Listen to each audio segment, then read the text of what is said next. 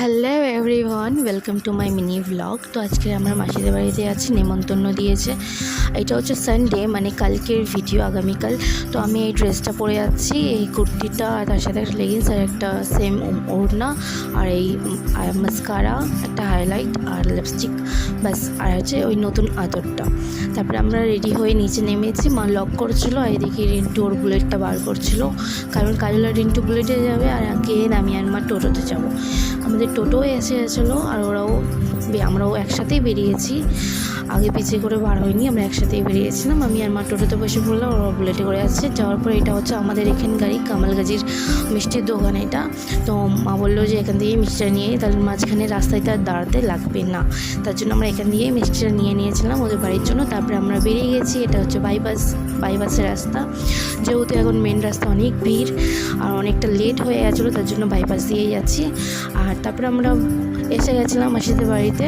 এটা হচ্ছে মাসিদের সেই রাস্তাটা, এই রাস্তায় মাসিদের ঘর আছে। তো আমি একটু ভিডিও করছিলাম, আমার পাটা বেশ ভালো লাগছিল জুতোটা পরে। তো যাই হোক, আমরা এসে গেছি। এবার সবার সাথে দেখা করবো, কথা বলবো। আমি ভিডিও নেইনি কারণ মানে ওরা পছন্দ করে না ভিডিওতে আসতে অতটা, তার জন্য আমি কারোর ভিডিও নেইনি।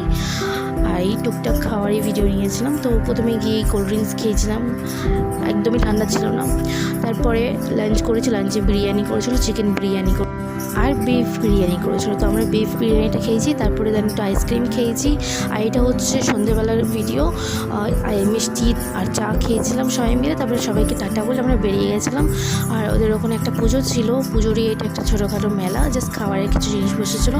তো আমি এখান দিয়ে নলি আর ওই সাদা চিপসটা নিয়েছি, এটা ভীষণ টেস্টি লাগে, আমরা সবাই খেতে পছন্দ করি। তো এই অনেক কিছু নিয়েছি এখান দিয়ে, ভাজা ভুজো। তারপরে বাইপাসের দিকে চা খেয়েছিলাম একটু দাঁড়িয়ে, কারণ তো মাথাটা একটু ব্যথা করছিল সবার, তার জন্য একটু চা খেয়েছিলাম।